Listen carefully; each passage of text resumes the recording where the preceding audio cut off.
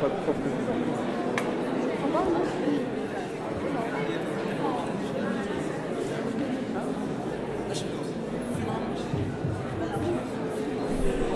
je vous remercie beaucoup pour votre présentation et aussi pour votre invitation. C'est un plaisir pour moi d'être à Marrakech, et spécialement dans cette université que je ne connaissais pas.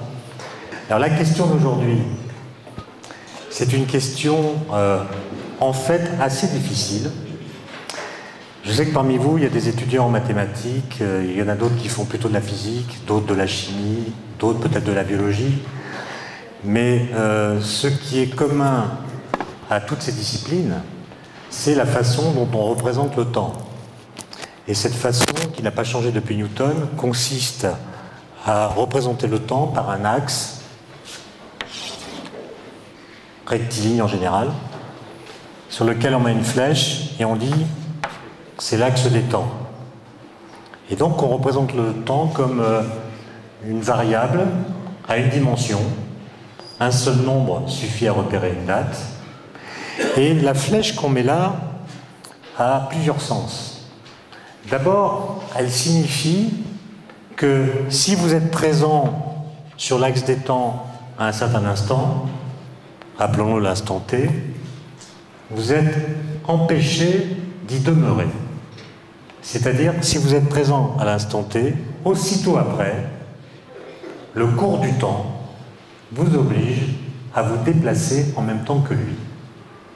Autrement dit, la flèche qui est là traduit une sorte de motricité du temps qui vous empêche de rester présent au même instant présent. C'est la première chose. La deuxième chose que signifie cette flèche, c'est qu'elle vous dit en fait que vous ne pouvez pas choisir librement votre position dans le temps. C'est-à-dire, vous ne pouvez pas décider d'être ici plutôt que là, et si vous avez été présent quelque part, vous ne pouvez pas revenir en arrière. Autrement dit, cette flèche, elle traduit aussi l'impossibilité de voyager dans le temps. D'accord ? Donc ça veut dire que le temps qui est là représenté de façon statique, en fait, il est mu par une forme de dynamique dont le responsable est ce qu'on appelle le moteur du temps. Et donc la question que je voudrais poser, c'est est-ce que nous sommes capables d'identifier le moteur du temps, ou pour le dire en termes plus familiers, est-ce que nous savons d'où vient que le temps passe? Alors d'abord une remarque sur l'expression le temps passe. Nous disons en effet que le temps passe. Mais on pourrait se dire qu'à force de passer, s'il passe vraiment, il devrait finir par ne plus être là.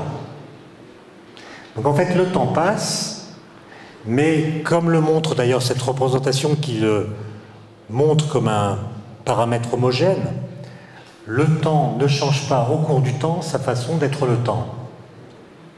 C'est-à-dire qu'il y a quelque chose d'assez spécial dans la variable t par laquelle en physique on représente le temps, c'est que le paramètre t que vous mettez dans les équations que vous utilisez, quelles qu'elles soient, ça peut être les équations de la physique classique, celle de Newton par exemple, ça peut être les équations de Maxwell pour l'électromagnétisme, ça peut être les équations d'Einstein pour la relativité, ça peut être les équations de la mécanique quantique comme l'équation de Schrödinger.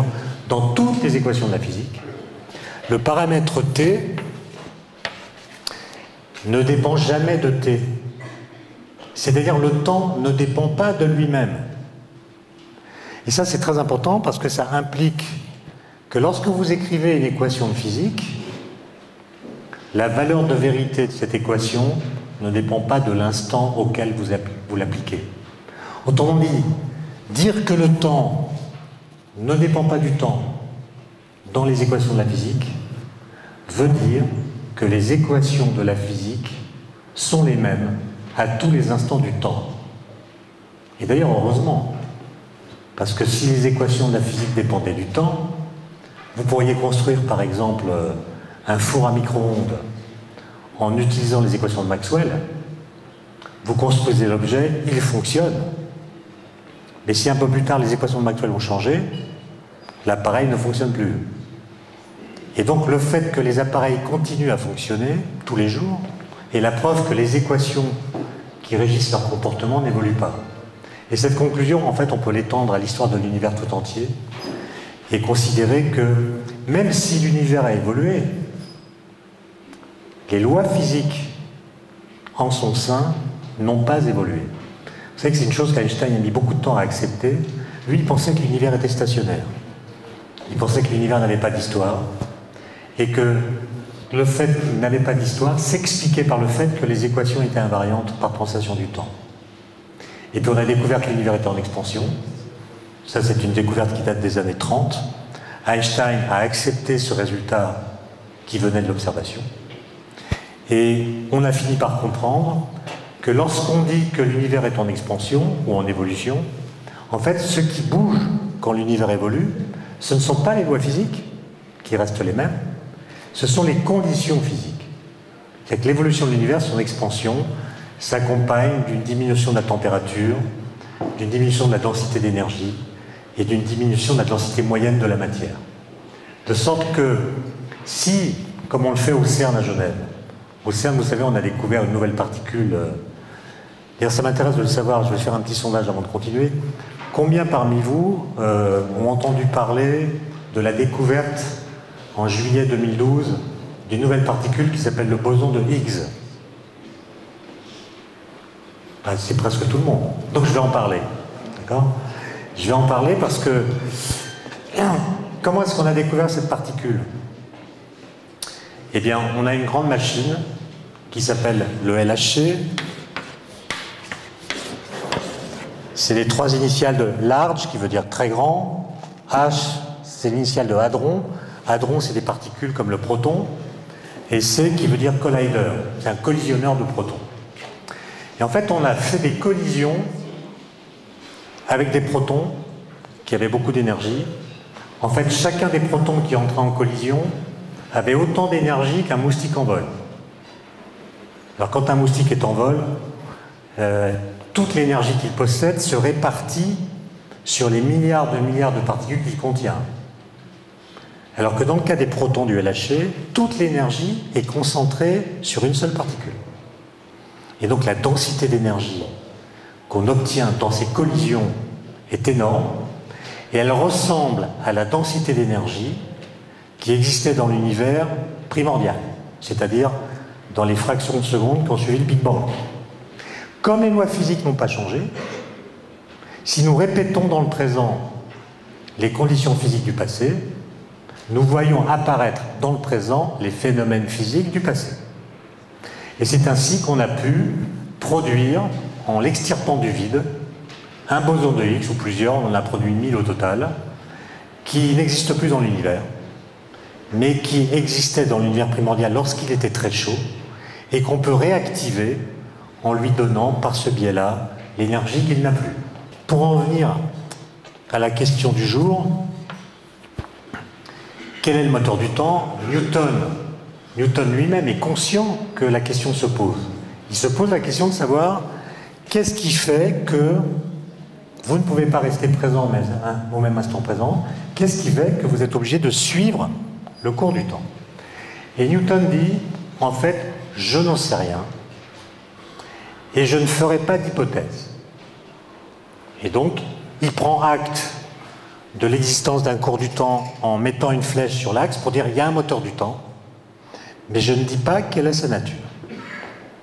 Alors, les philosophes se sont intéressés à la question, et pour un certain nombre de philosophes, ça a commencé avec Saint-Augustin, ça s'est prolongé avec Kant et beaucoup d'autres, le moteur du temps, pour eux, c'est la conscience. C'est-à-dire, c'est l'esprit humain, la conscience de l'observateur, qui est le lieu au sein duquel les événements se temporalisent.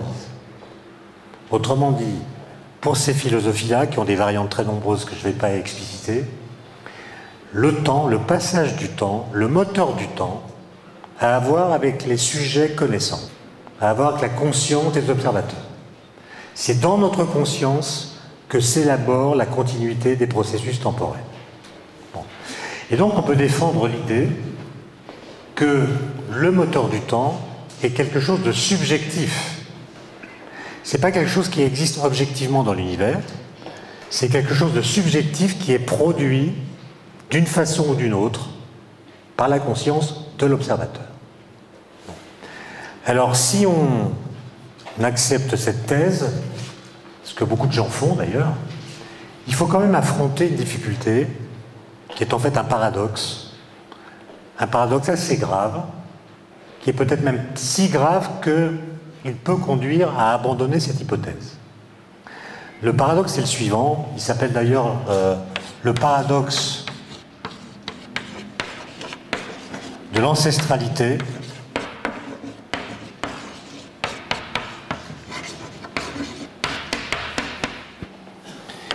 Et il consiste à remarquer ceci.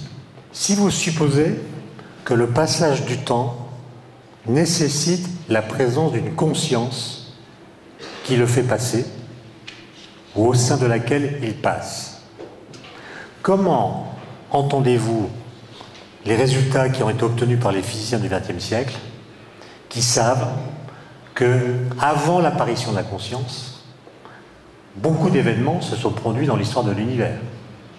Car nous savons par exemple que le Soleil est là depuis 5 milliards d'années. La Terre, c'est à peu près à la même époque. Avant, des étoiles se sont formées. L'apparition de la vie, c'est quelques milliards d'années. Et l'homme lui-même, l'Homo sapiens, c'est 2 millions d'années. L'âge total de l'univers, en tout cas celui qu'on a pu mesurer, c'est 13,7 milliards d'années. Donc c'est une histoire assez longue. L'homme n'est là que depuis 2 millions d'années, c'est très peu par rapport à 13,7 milliards. C'est un facteur en gros de 1 sur 7000, qui montre que l'univers a passé le plus clair de son temps sans nous.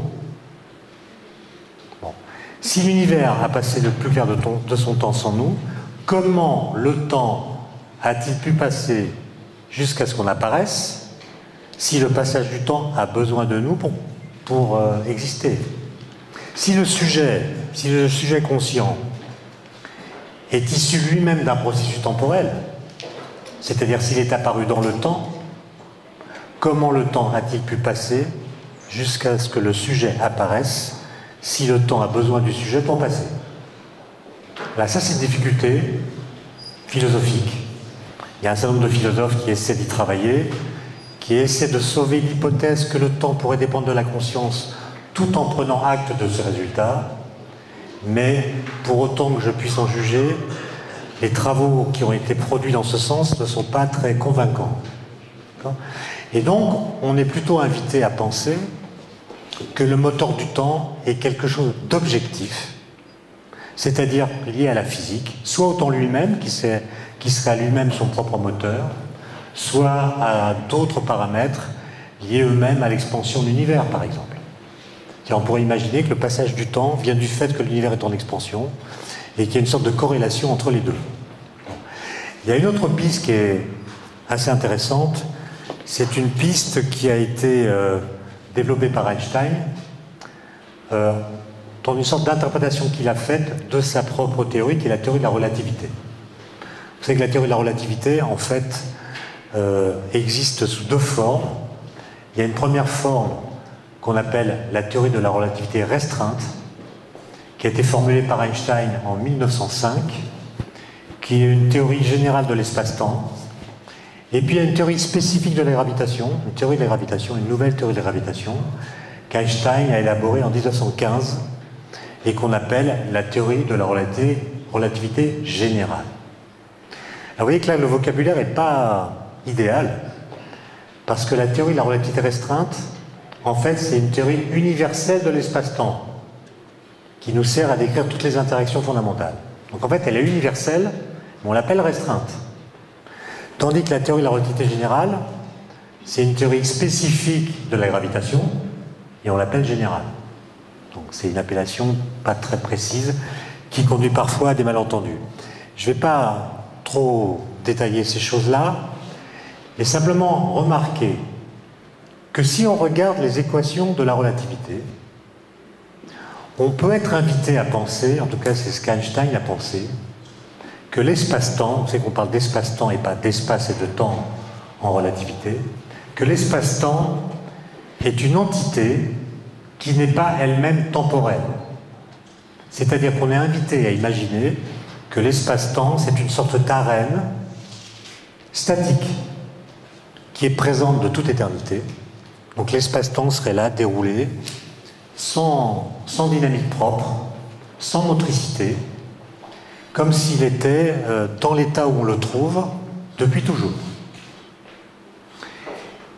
Et alors dans cette entité statique, comment expliquer le passage du temps?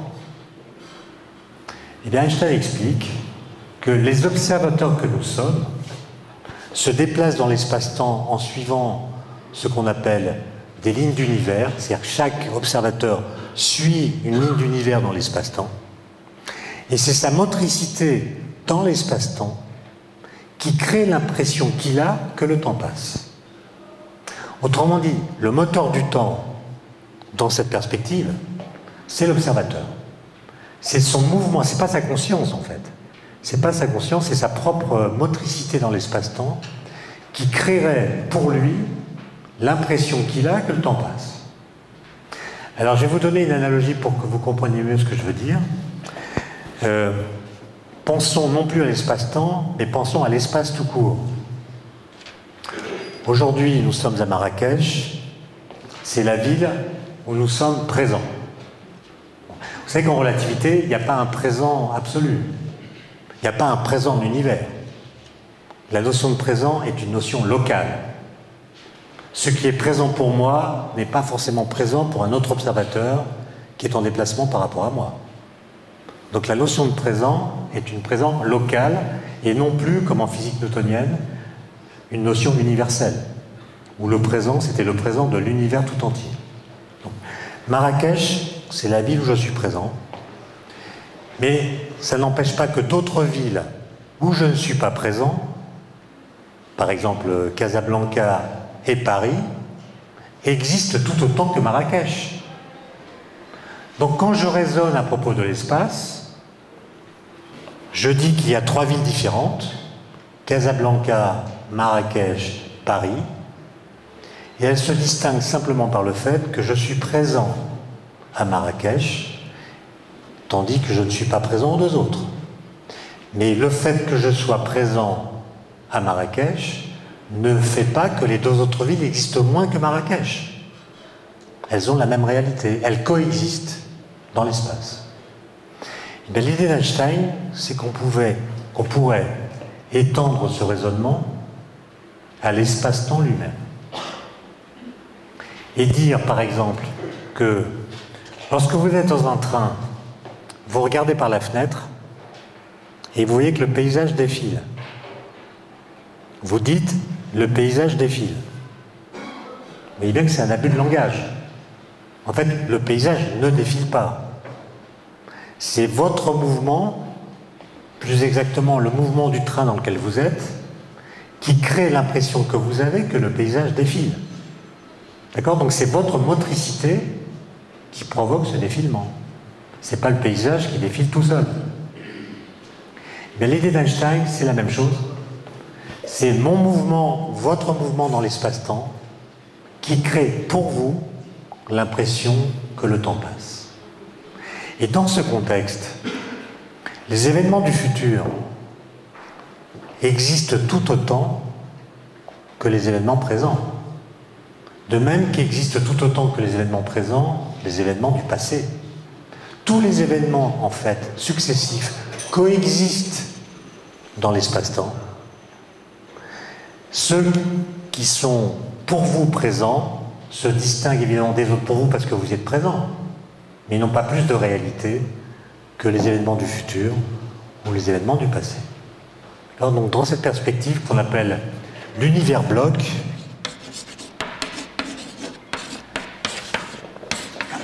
c'est l'idée que l'univers en fait forme un bloc, tous les événements coexistent, mais vous ne les découvrez que pas à pas au rythme de votre propre parcours dans l'espace-temps.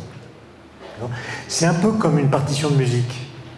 Quand vous regardez une partition de musique, vous avez toutes les notes qui sont écrites, qui coexistent statiquement sur une feuille de papier, et c'est simplement l'exécution de la partition par un orchestre qui va temporaliser, c'est-à-dire faire apparaître les différentes notes qui sont écrites, alors que dans le papier lui-même, elles étaient toutes présentes de la même façon au même moment.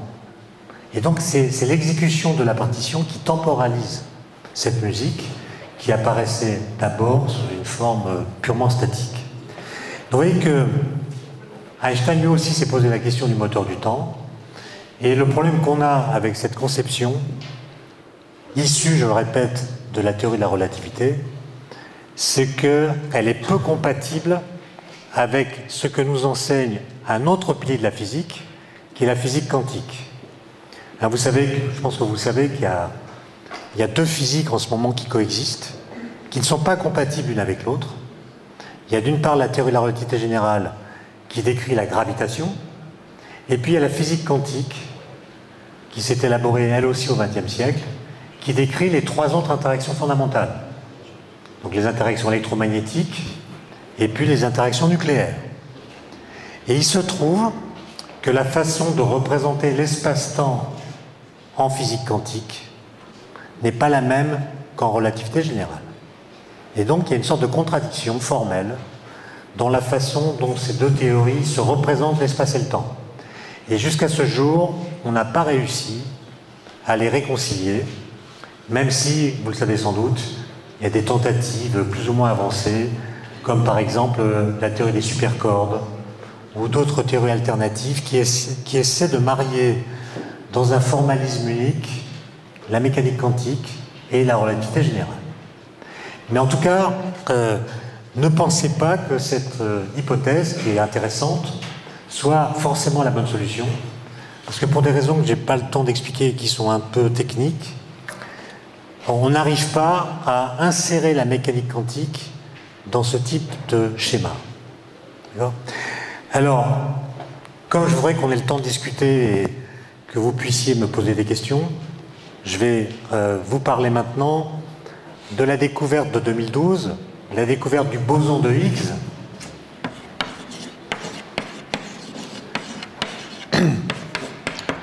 Cette découverte a été annoncée le 4 juillet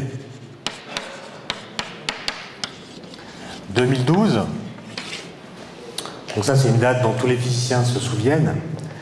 Et ce que je vais essayer de vous expliquer, c'est que cette découverte a à voir avec la question posée.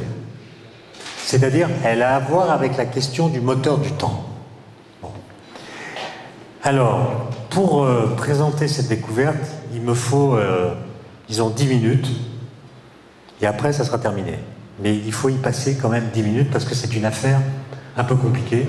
Et d'ailleurs, c'est cette découverte qui a valu à ses auteurs le prix Nobel de physique en 2013. Et on ne donne pas le prix Nobel pour des choses qui s'expliquent, ou qui pourraient s'expliquer en moins de 10 minutes. D'accord ? Donc c'est vraiment la durée minimale pour expliquer une découverte de cette amplitude. La première chose que je voudrais dire, c'est que cette découverte ressemble à la première découverte qui a été faite en physique moderne. Alors la physique moderne, vous savez, c'est la physique dont on dit qu'elle a commencé avec Galilée. C'est Galilée qui a posé les bases de la physique moderne. Avant, il y avait de la physique, celle d'Aristote par exemple. Et puis il y a eu une sorte de rupture dans la façon de penser l'univers que Galilée a imaginé et qui s'est par la suite révélée très féconde. Alors en quoi ça consiste la physique moderne ? Ça consiste à faire le pari qu'on peut expliquer le réel qu'on observe, les phénomènes qui nous entourent, par l'impossible, comme l'a dit un grand philosophe des sciences qui s'appelle Alexandre Koyré. Expliquer le réel par l'impossible. Qu'est-ce que ça veut dire ? Ça veut dire qu'il faut accepter l'idée que les lois physiques peuvent se dire sous la forme d'énoncés qui contredisent l'observation. Ce qui apparaît un peu contradictoire, mais en fait c'est comme ça que ça marche. C'est-à-dire que les lois physiques que vous connaissez, vous pourrez faire le test à l'intérieur de vous-même, hein, vous réciterez des lois physiques que vous connaissez, et vous verrez qu'elles disent des choses qui en apparence sont complètement folles. Par exemple, vous connaissez certainement le principe d'inertie. Un mouvement ou un corps qui n'est soumis à aucune force, à un mouvement rectiligne et uniforme indéfini. Vous avez déjà vu ça? Vous avez déjà vu un mouvement inertiel? Personne n'a jamais vu ça. Personne n'a jamais vu de mouvement inertiel. Et pourtant, l'hypothèse que de tels mouvements existent est un principe fondamental de la mécanique de Newton. Je prends un autre exemple. Si vous faites tomber des corps de masses différentes, qu'est-ce qui se passe? Bon, ils tombent. Ils tombent puisque le faites tomber. Mais ce que vous observez, c'est que les plus lourds tombent plus vite que les plus légers. Si vous laissez tomber en même temps une boule de pétanque et une balle de tennis, c'est la boule de pétanque qui touche le sol en premier. Et vous imaginez bien que ça, on le sait depuis la nuit des temps. Aristote l'a remarqué et a énoncé dans son livre « La physique » la loi dite de la chute des corps. Et qu'est-ce qu'il dit? Qu'un corps tombe d'autant plus vite qu'il est plus lourd. Et cette loi a été enseignée pendant des siècles, sans que personne ne pense la contester, puisqu'elle était conforme à l'observation. Jusqu'au moment où Galilée arrive et se pose la question suivante. Galilée dit « Ce qui m'intéresse n'est pas de savoir si cette loi est conforme à l'observation, puisqu'elle est conforme à l'observation.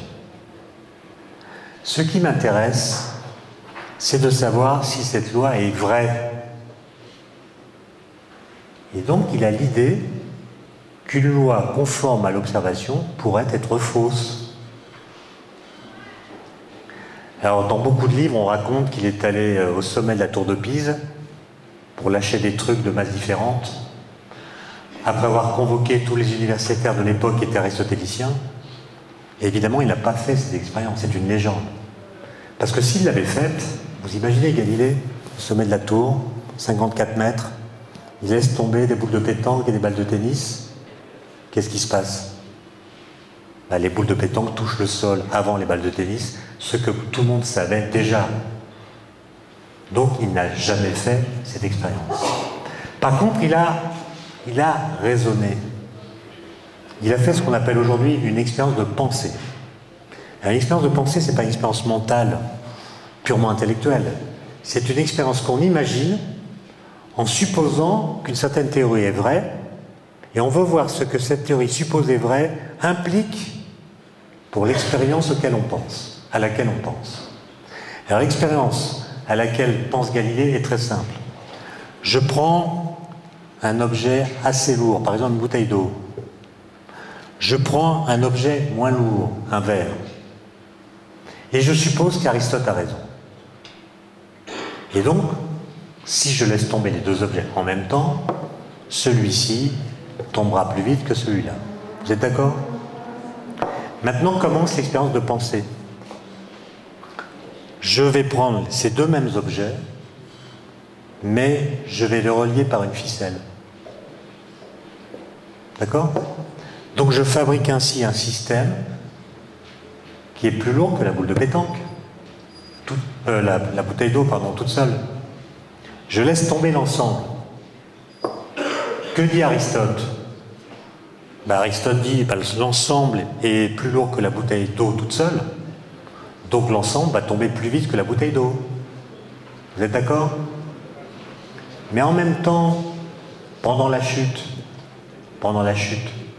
le verre qui tombe moins vite va tendre la corde et il va faire parachute.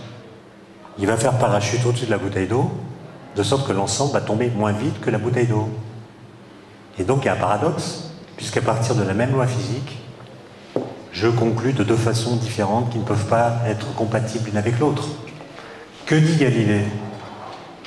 La seule façon de résoudre cette contradiction, c'est de supposer que la bouteille d'eau tombe exactement comme le verre, à la même vitesse. Une vitesse qui est indépendante de la masse des corps. Ce qui n'est pas ce qu'on voit. Mais Galilée dit non, parce que quand on fait tomber des corps autour de nous, il n'y a pas que la gravité qui agit. La gravité, elle fait tomber tous les corps à la même vitesse. Et il y a en plus une autre force, qui en l'occurrence est la résistance de l'air. Et c'est la résistance de l'air, et seulement elle, qui fait que, dans les faits, c'est la bouteille d'eau qui va tomber plus vite que le verre. D'accord? Donc il a trouvé la vraie loi de la chute des corps, dont l'énoncé, a priori, contredit l'observation, et on ne peut se récupérer qu'après avoir réinterprété les faits pour montrer comment cette loi qui semble les contredire, en fait, devient compatible avec eux. Ça veut dire que les lois physiques, on ne les découvre pas en regardant autour de soi. Pour les découvrir, il faut vraiment aller les chercher, c'est-à-dire il faut d'abord théoriser, écrire des formalismes, faire des hypothèses, et ensuite expérimenter pour voir si ces hypothèses sont conformes aux mesures qu'on peut faire. Alors cette expérience de Galilée date de 1604, fait 4 siècles, même plus, et on pourrait se dire c'est de la vieille histoire.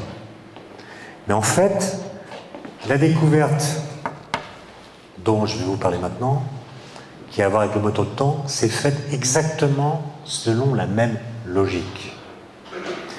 C'est que dans les années, disons, 1960, les physiciens des particules, c'est-à-dire les gens qui s'intéressent aux particules élémentaires et à leurs interactions. Alors les interactions entre particules, c'est des interactions électromagnétiques dont j'ai parlé, et ce sont les interactions nucléaires. Vous savez qu'il y en a de 2 types. Il y en a une qu'on appelle l'interaction faible, qui est responsable de la radioactivité bêta, par exemple, et puis il y en a une autre qu'on appelle l'interaction forte, qui est responsable de l'interaction entre quarks dans les protons et les neutrons. Bon. Et il se trouve que dans ces années-là, les physiciens ont réussi à décrire mathématiquement ces 3 forces très différentes dans leur phénoménologie à partir des mêmes ingrédients mathématiques. La gravitation, ils l'ont laissée de côté parce que la gravitation est une force tellement peu intense qu'on peut la négliger par rapport aux autres interactions. Et il se trouve que les idées mathématiques qu'ils ont utilisées pour faire cette description des 3 interactions dont j'ai parlé, ce qu'on appelle les théories de jauge, qui sont des théories de la mécanique quantique, s'appuient sur une hypothèse extrêmement simple. Et cette hypothèse, c'est qu'on peut associer à chacune des interactions fondamentales un groupe de symétrie mathématique. Vous savez ce que c'est qu'un groupe en mathématiques, hein? Là, par exemple, le groupe associé à l'électromagnétisme, on l'appelle U de 1. On m'a demandé de ne pas écrire d'équation, mais ça, c'est pas une équation, c'est une définition. C'est l'ensemble des nombres complexes de module 1, c'est-à-dire l'ensemble des nombres qui s'écrivent sous la forme exponentielle I alpha. Le module de ces nombres, c'est 1, et donc le groupe U de 1, c'est le groupe des nombres complexes de module 1. Mais il se trouve que si vous dites ce groupe est le groupe associé à l'électromagnétisme, toute la structure de cette interaction s'en déduit. Et vous pouvez même retrouver les équations de Maxwell à partir de cette hypothèse. Alors les gens ont pris confiance et ils ont généralisé cette description à l'interaction faible. Et là, le groupe, c'est un autre groupe qui s'appelle SU2, peu importe les détails. Ils ont généralisé ensuite à l'interaction nucléaire forte, avec un 3e groupe qui est SU3. Et ils avaient donc chacune des interactions associées à un groupe. Et l'ensemble a formé ce qu'on appelle, et qu'on appelle toujours d'ailleurs, le modèle standard de la physique des particules. Et ce modèle, il invite à penser que quand deux particules interagissent, pensez par exemple à 2 électrons qui interagissent par l'interaction électromagnétique. Ils ont des charges négatives tous les deux, donc ils se repoussent. Eh bien, ce modèle-là invite à penser qu'en fait, l'interaction entre 2 particules, quelle que soit l'interaction qu'on considère, procède de l'échange de particules. En fait, quand 2 électrons se repoussent par la force électrique, il faut imaginer qu'ils échangent ce qu'on appelle des photons virtuels. Les photons, les grains de lumière, étant les médiateurs de l'interaction électromagnétique. De la même façon, on a trouvé les médiateurs de l'interaction faible. On les a même détectés au CERN pour la première fois dans les années 80, prix Nobel pour tout le monde. Et on a également détecté les médiateurs de l'interaction nucléaire forte qu'on appelle les gluons. Bon. Ça, c'est une première chose. Et donc, les physiciens ont acquis, vis-à-vis de ce modèle standard, une confiance de plus en plus forte. Mais en 1963 est apparu un problème. Et ce problème était le suivant. Les gens ont fait l'expérience de penser un peu comme Galilée avec la physique d'Aristote. C'est-à-dire, ils se sont dit, imaginons que le modèle standard, construit selon ce schéma, soit une théorie exacte. Imaginons que le modèle standard soit la bonne théorie pour décrire les interactions entre particules. Qu'est-ce que ça a comme implication? Et ils ont découvert, à leur grande surprise, que si le modèle standard est exact, alors il implique que la masse de toutes les particules élémentaires doit être nulle. La masse de toutes les particules élémentaires doit être nulle. Ce qui n'est pas ce qu'on observe. Vous savez que l'électron a une masse non nulle, les quarks qu'on ne connaissait pas à l'époque ont une masse non nulle, les neutrinos ont une masse non nulle. Enfin bref, la plupart des particules que nous connaissons, à l'exception des photons et des gluons, sont des particules de masse non nulle. Et donc il y avait une contradiction entre cette prédiction du modèle standard et puis les mesures qu'on pouvait faire dans les laboratoires. Quand vous êtes physicien et que vous constatez qu'il y a une contradiction entre une prédiction théorique et un fait, une mesure, une observation, quel est le réflexe que vous avez? Le premier réflexe, c'est de dire la théorie est fausse. Une théorie qui est juste, c'est une théorie qui correspond aux mesures. S'il y a un désaccord entre les prédictions de la théorie et les mesures, c'est que la théorie est fausse.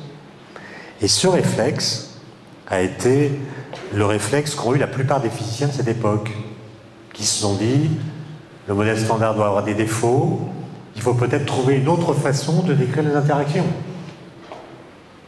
Mais, heureusement, il y a eu 3 physiciens assez jeunes, ils avaient moins de 30 ans à l'époque, l'un qui s'appelle Peter Higgs,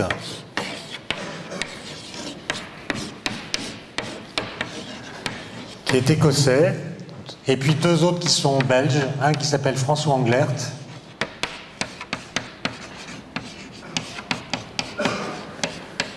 et Robert Brout, qui était un Américain qui s'est fait naturaliser belge pour travailler avec Englert. Ils ont exactement la même idée. Alors Peter Higgs tout seul, et puis François Englert et Robert Brout, qui travaillent ensemble, ont eu la même idée. Et en 1964, sans se connaître, ils ont écrit le même papier. Alors Peter Higgs a écrit un premier papier en juin 1964, et puis Englert et Brout ont écrit un papier qui dit à peu près la même chose en août 64. C'est des papiers très courts, qui font 1 page et demie, que vous pouvez trouver sur Internet, 1 page et demie de calcul. Bon, c'est des calculs compliqués, c'est des calculs de ce qu'on appelle la théorie des champs. Mais ils ont fait exactement le même raisonnement que Galilée.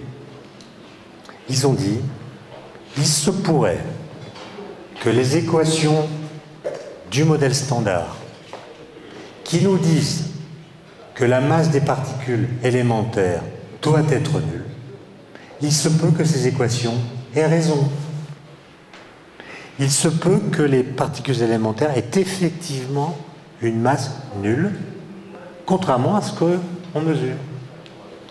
Et il se peut donc qu'on se soit trompé sur l'interprétation de ce qu'est la masse.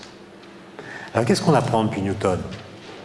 On apprend que la masse des particules élémentaires est une propriété qu'elles ne doivent qu'à elles-mêmes.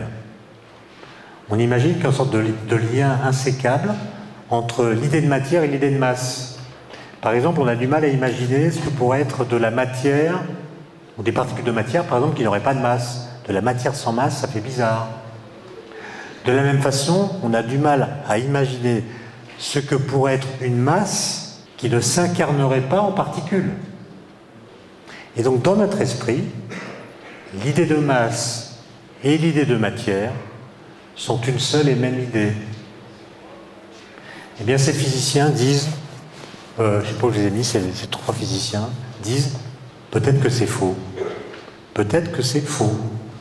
Peut-être que la masse des particules ne vient pas d'elle-même, ce n'est pas une propriété qui leur est intrinsèque. Peut-être que c'est une propriété qui résulte de leur interaction avec le vide, qui du coup n'est pas vide.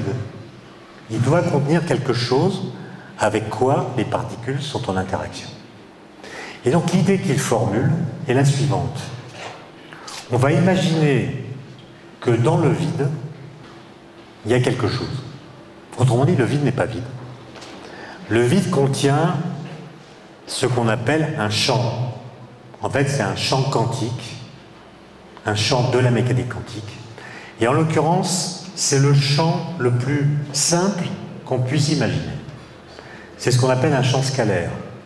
C'est-à-dire un champ qui est décrit en tout point de l'espace et du temps par une variable qui est toujours la même, qui est un nombre réel, un peu comme un champ de température.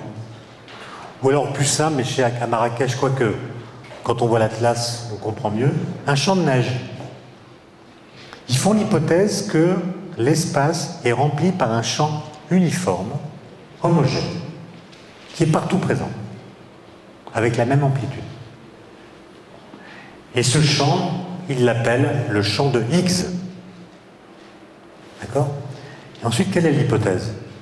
L'hypothèse, c'est que les particules élémentaires n'ont pas de masse, mais elles ont des skis. Et leurs skis glissent plus ou moins bien. Il y a une question de fartage. Les particules qui ont des skis très bien fartés, elles vont glisser sur la neige sans frottement. Et donc nous qui les regardons, nous dirons, elles vont à la vitesse de la lumière, parce qu'une particule qui n'a pas de masse va à la vitesse de la lumière, et nous dirons qu'elles n'ont pas de masse. En revanche, les particules qui ont des skis mal fartés vont avoir un mouvement qui sera ralenti par le frottement. Nous qui les regardons, nous dirons elles ont une vitesse plus faible que la vitesse de la lumière et leur masse est non nulle. Autrement dit, dans ce schéma-là, ce qu'on appelle la masse d'une particule, ça n'est pas une propriété interne qu'elle posséderait, c'est simplement une mesure de la mauvaise qualité du fartage de leur ski. D'accord? Plus les particules sont couplées à ce champ, plus elles sont ralenties et plus leur masse est élevée. Donc la masse est un effet de leur couplage au vide, qui n'est pas vide. Voilà ce qu'il y a dans les deux papiers de 64. Et ensuite, il a fallu évidemment beaucoup travailler.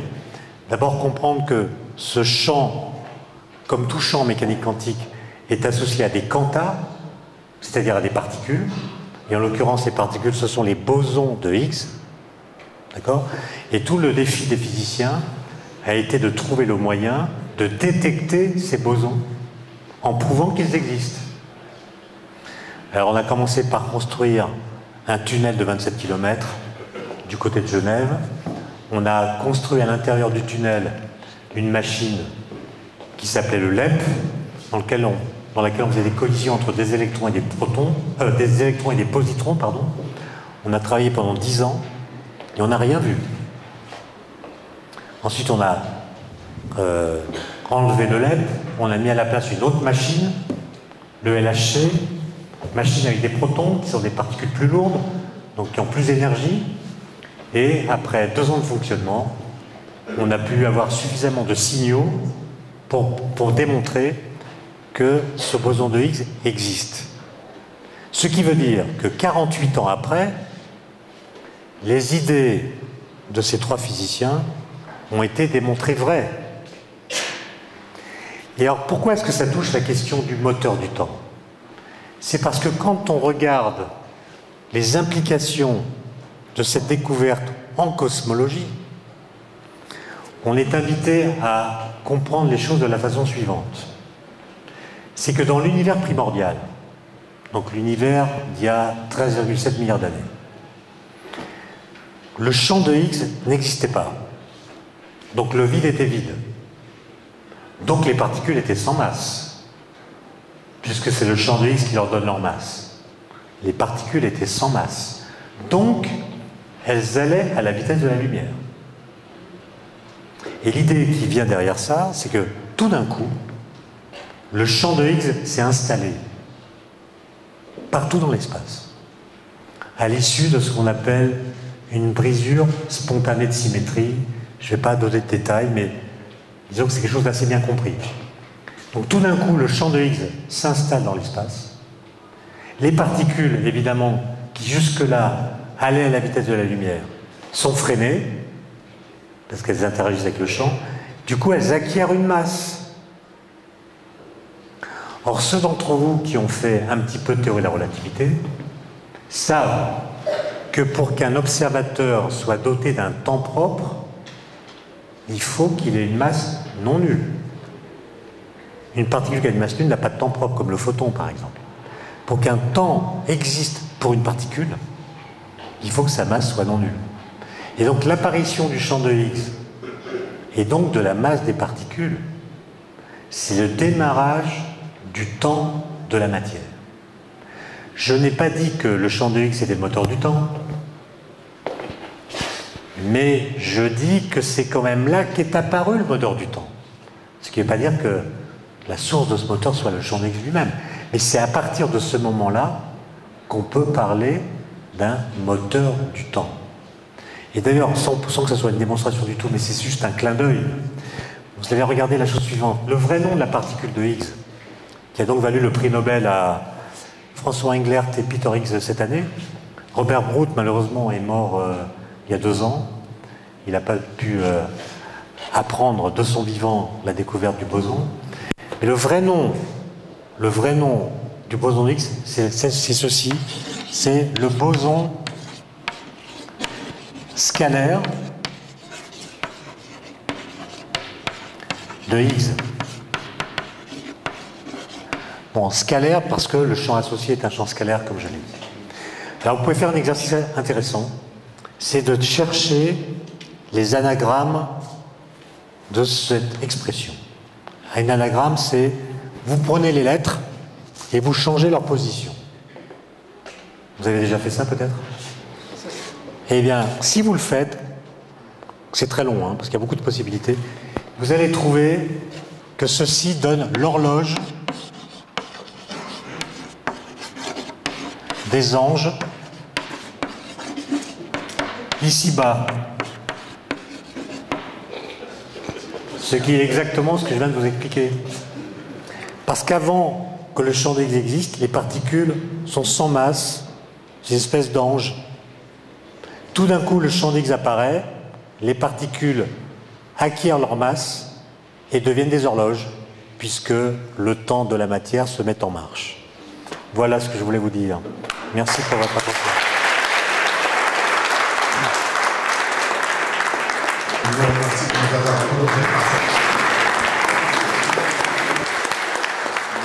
Ça a été ?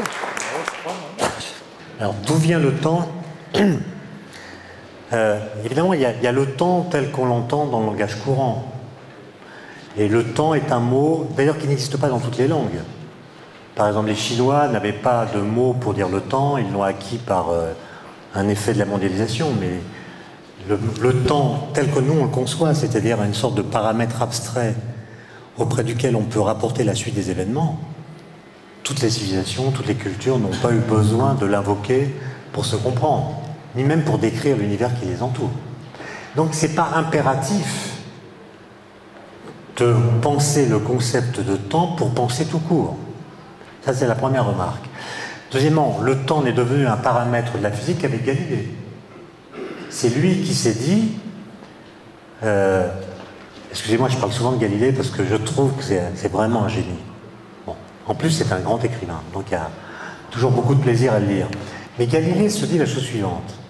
Il dit, depuis des millénaires, on se pose la question de savoir ce qu'est le temps. Quelle est sa nature? En quoi dépend-il des événements? Est-ce qu'il se confond avec le changement? Est-ce qu'il existerait du temps sans mouvement, etc. Il dit c'est des questions trop compliquées. C'est des questions infernales. Et on n'arrivera jamais à les résoudre. Donc la question qui va m'intéresser, moi, Galilée, c'est pas d'affronter des questions insolubles. C'est de trouver la bonne façon de représenter le temps d'une façon qui m'aide à comprendre les lois physiques. Et la première fois que le paramètre t dont vous avez parlé apparaît, c'est dans l'écriture de la première loi physique. Ce qu'écrit Galilée, c'est une équation toute simple. Il écrit que quand vous faites tomber des corps, la vitesse de chute, v, elle est proportionnelle à la durée de la chute. C'est la première fois que t apparaît. La vitesse est proportionnelle à la durée de la chute. Autrement dit, un corps qui tombe depuis 10 secondes va 10 fois plus vite qu'un corps qui tombe depuis 1 seconde. Ok? Et à partir de ce moment-là, vous pouvez certes vous poser la question de la nature du temps, mais c'est plus tellement nécessaire puisque vous avez trouvé une loi. Et à partir de la loi, vous allez pouvoir décrire d'autres phénomènes, etc. Et ce paramètre temps va coloniser peu à peu toute la physique, d'abord avec Newton, ensuite avec Boltzmann, avec Einstein, etc. Maintenant, vous posez la question du voyage dans le temps. Alors, vous n'êtes pas le premier à me poser la question. Hein. Tout le monde me pose la question. Est-ce que vous êtes sûr qu'un voyage dans le temps, ça serait agréable? Pas sûr.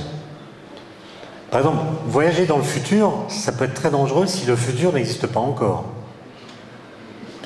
Alors, si vous êtes dans la conception de l'univers bloc dont j'ai parlé, ça va, parce que le futur est déjà là.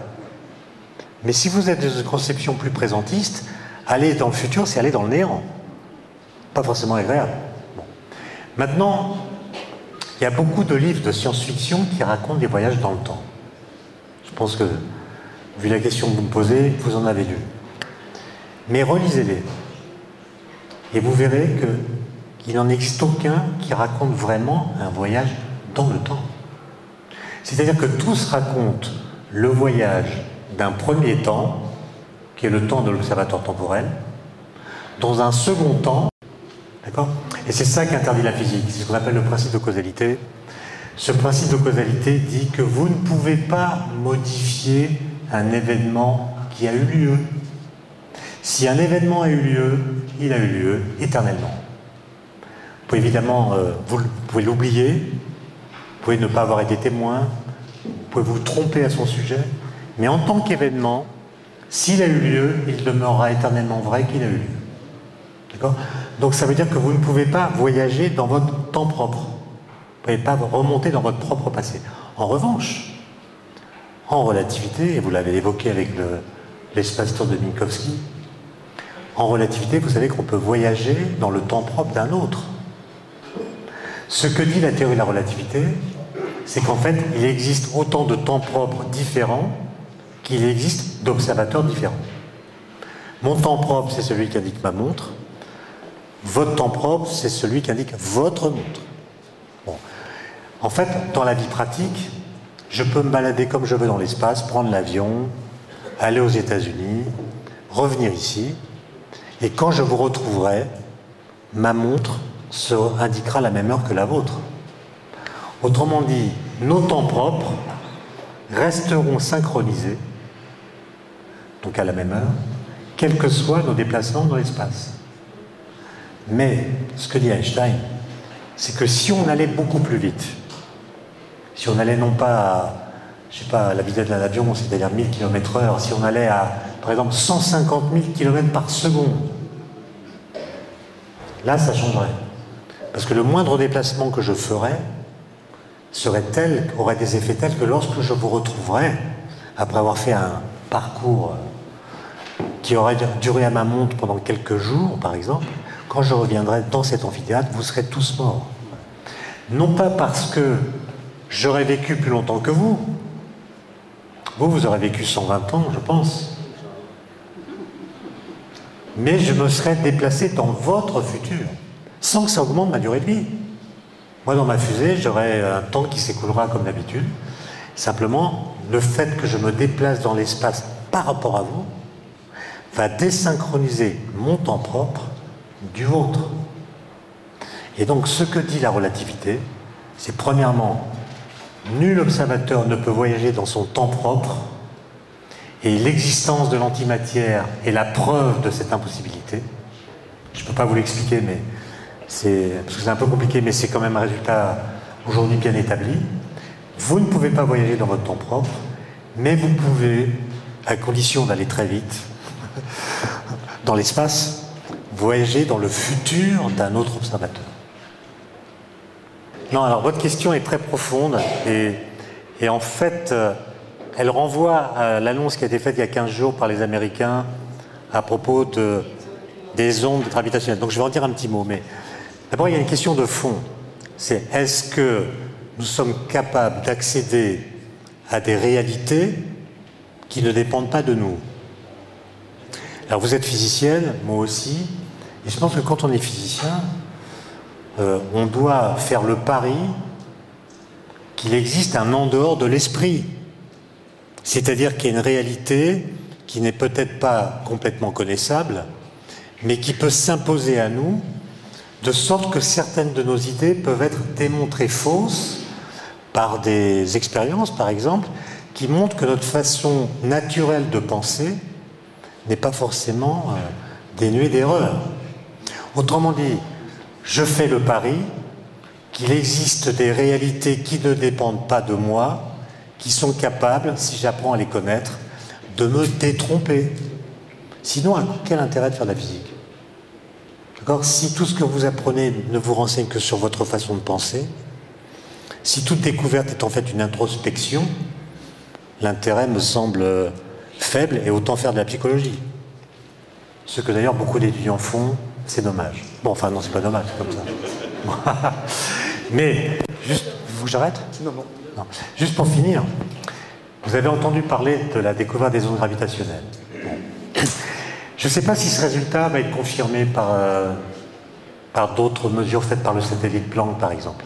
Il y a quand même des doutes. Mais faisons l'hypothèse que les résultats qui ont été annoncés soient confirmés. C'est quand même une découverte incroyable. Moi, j'ai jamais pensé que durant ma vie vivante, je saurais que ce phénomène qu'on appelle l'inflation cosmique s'est réellement produit. C'était une hypothèse qui a été mise en 1981, un peu dingue, et tout le monde pensait que c'était quelque chose qui serait complètement inaccessible à l'observation.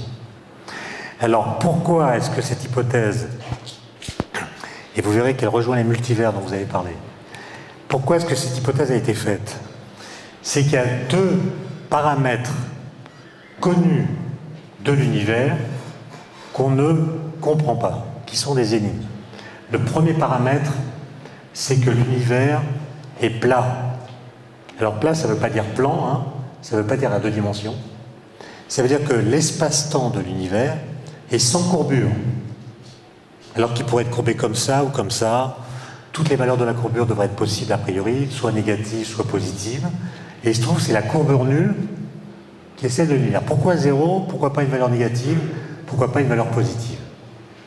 Courbure nulle, ça veut dire que deux parallèles dans l'univers, deux droites parallèles, ne se recoupent jamais. Alors que quand vous avez une géométrie courbe, non euclidienne, elle se coupe. Donc pourquoi est-ce qu'on est dans une géométrie euclidienne? On ne sait pas. La deuxième chose, qui était incomprise, c'est que l'univers est homogène.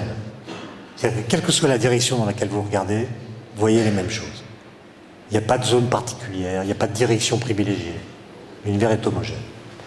Et alors, il y a trois physiciens qui, en 1981, ont fait la même hypothèse, qui est l'hypothèse qu'on appelle l'inflation cosmique. C'est une hypothèse vraiment, vraiment dingue. C'est l'idée qu'avant le mur de Planck, donc vraiment dans l'univers primordial, la taille de l'univers, qui était à l'époque toute petite, s'est dilatée d'un facteur 10 puissance 50 en 10 puissance moins 32 secondes. Vous voyez ce que je veux dire? 10 puissance 50 en 10 puissance moins 32 secondes. C'est pas ce qu'on appelle en France un train de sénateur. C'est une espèce d'explosion incroyable de l'espace-temps.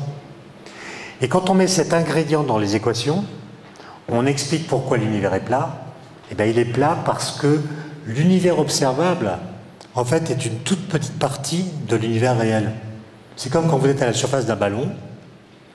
Autour de vous, vous pensez que la surface est plane, parce que vous auriez une petite portion.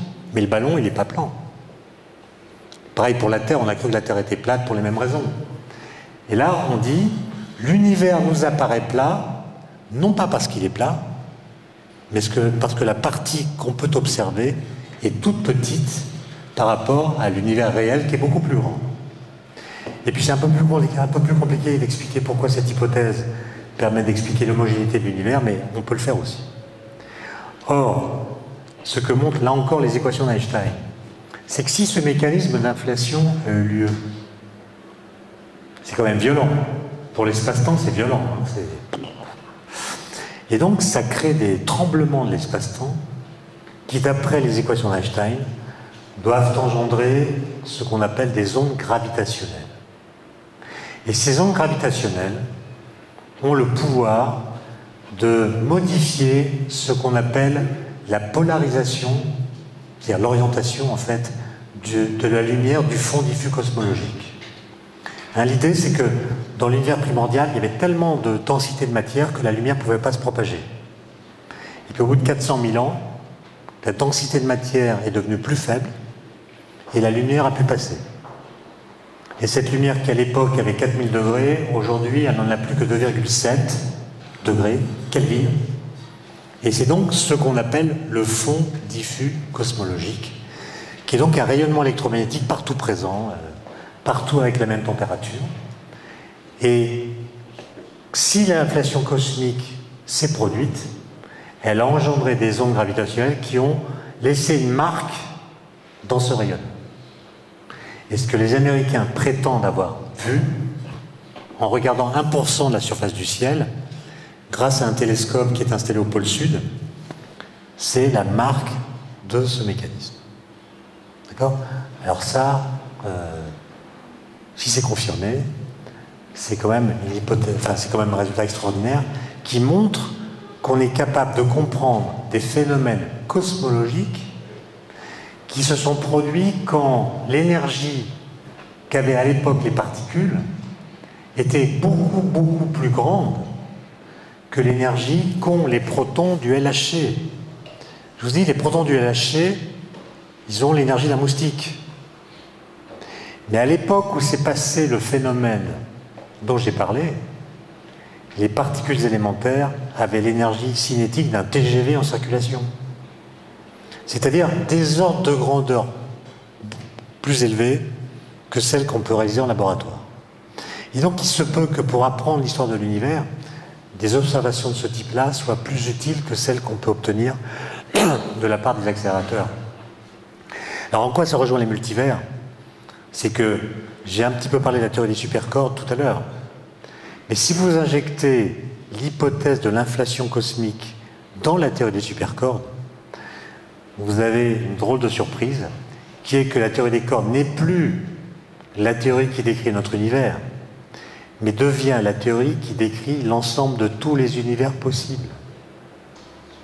Donc on est dans notre univers, là, tranquille, avec des constantes fondamentales pour la physique que vous connaissez. Vous savez qu'il y en a 3, il y a G pour la gravitation, il y a C, vitesse de la lumière, il y a H, la constante de Planck pour la mécanique quantique. Ça vous fait 3 constantes fondamentales, à partir desquelles sont structurées les lois physiques. Mais il faut imaginer qu'à côté de nous, il y a d'autres univers connexes, dans lesquels toutes les autres valeurs de ces paramètres existent. Et ce qui est très curieux, c'est que ces multivers, qui sont très nombreux, évidemment, inaccessibles à l'expérience, à l'observation, correspondent à des situations où la vie n'est pas possible. Parce que si vous prenez des constantes physiques un peu différentes des nôtres, par exemple, vous prenez une constante de gravitation un tout petit peu plus forte que celle qui existe dans notre univers. Donc vous savez que c'est la gravitation qui condense les gaz qui vont former les étoiles. Ces gaz s'étant condensés, ils s'échauffent, ça monte l'énergie et ça permet l'amorçage des réactions nucléaires de fusion. Donc l'hydrogène devient du deutérium, enfin de l'hélium, et puis on fabrique du carbone, de l'oxygène, etc. Mais si la constante de gravitation est plus forte, la compression est plus rapide, les températures montent plus vite, et vous brûlez dans votre étoile tout l'hydrogène avant d'avoir eu le temps de former du carbone. Donc il n'y a plus de carbone. Plus de carbone, plus de molécules organiques, plus de vie. D'accord? Donc la question c'est pourquoi on a la chance d'être dans un univers où on peut dire qu'on est le seul univers dans lequel on a la chance de pouvoir être. Parce que dans les autres, ils ne peuvent rien dire. Donc il y a là quelque chose d'assez bizarre du point de vue du raisonnement. Et franchement, je ne pense pas qu'un jour on pourra prouver l'existence des multivers. Mais je disais ça pour l'inflation cosmique. Donc j'apprends à être prudent. Merci beaucoup. Merci à vous.